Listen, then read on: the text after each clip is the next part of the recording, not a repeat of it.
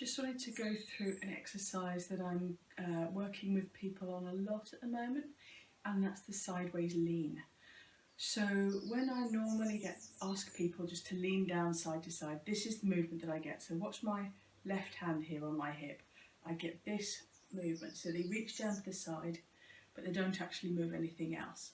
And that's perfectly okay if all you want to look at is the back. But if we're looking at it as a full body movement, what we want to really see happen is the opposite hip come out to the side, because then you get the whole body leaning to the side.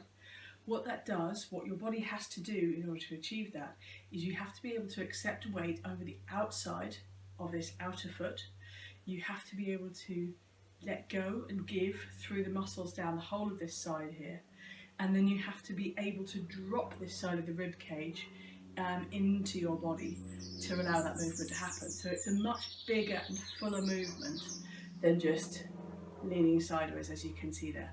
So one of the things that I like to get people to practice is really to think about shoving that hip over as far as you can, and then dropping the rib cage down into the space you've left, and then let the arm come down, so the movement becomes this.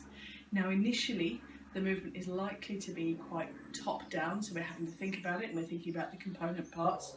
So it's push the weight over, take the weight on the outside of the foot, let the shoulder drop as far as we can, let the rib cage drop, feel that collapsing into the side, not collapsing, but pressing into the side there.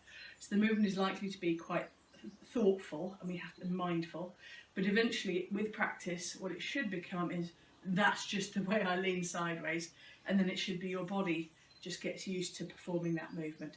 But it's a really important movement for most of the body, to be honest, but it's important for the knee, it's important for the foot, for the hip, and for the rib cage in particular. So all of those areas that we stretch out there and that we have to compress in this side, it's important for all of those areas.